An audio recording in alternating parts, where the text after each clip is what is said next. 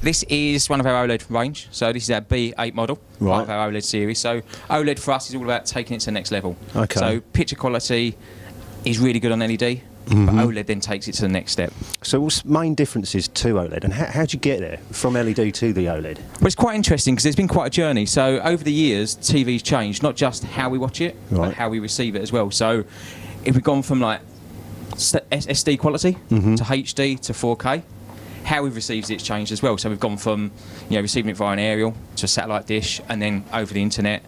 And then the next thing that kind of takes that to the next level is your screen technology. So we all remember the big old CRT TVs that were massive and huge. Huge, deep things, weighed a ton. Exactly, 32-inch, was like that sort of thing. So we've moved from that. We then obviously flat screen with plasma and LED TVs. Plasma was good. It was known for its great blacks. So OLED then takes it to the next step because what it then gives us is all the best bits of plasma and all the best bits of LED all rolled into one.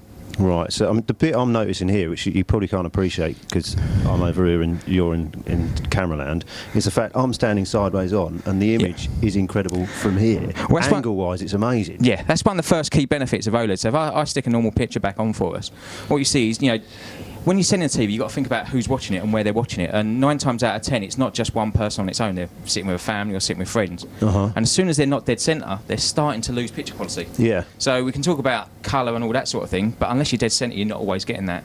OLED gives you a 178-degree viewing angle. So what it means is, if I'm sitting here like we are, where you're sitting in the middle, you're going to get the same picture quality all the time. So no one's fighting for that great seat. Okay, and the blacks is because it's something to do with something being turned on, something being turned off? That's as good as it can be. Yeah. Perfectly described. Proper dumbed it down. So basically with OLED, it's not got a backlight behind it, which is one of the reasons why it can be so thin. So it's either on or off. So if we want to recreate a black, the pixel is completely off, so there's no light leakage. So you can see here we can have some really good deep black areas, and right next to it, because each individual pixel is either on or off, right next to it you can have a really bright star and not get any light leakage come across. So that means you can have a deep black but a really good bright white at the same time. And that's how you get this incredible contrast, I suppose, from the blacks through to the vibrant colours, and that's why you get such a crisp picture. Exactly that. Whatever we do with LED TV, we can't ever replicate this perfect black. It's completely black. So you're not going to be able to get that contrast. And by having a great black, it also means it improves your colours as well. If you've been to New York and Times Square, when in the evening, it looks so much better than it does in the daytime. The lights are the same, but the sky's changed and it's the blackness.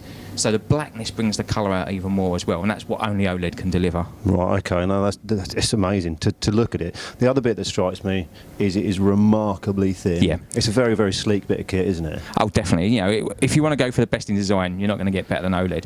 Because there's no backlight, you haven't got all the big LEDs stuck behind, it means it is just the screen. So you can see on this one here, the depth of it, and we even go up to the W8, the wallpaper OLED, and it's called wallpaper for a reason. It's just 2.4mm, and it sticks on the wall by a magnet. So where we're at with OLED is kind of amazing already. Where we're going is even better. You're going to have rollable OLEDs and things like that. So because of the slim and the depth of it, so much more we can do with the design. What's it like for durability wise? So if you were going to compare an OLED to an LED traditionally, like lifespan, hours wise, what's it? There's a lot of myths out there, and it's quite interesting. A lot of people go, I don't want an OLED, because the lifespan on OLED is 100,000 hours, which is exactly the same as lifespan on LED TV.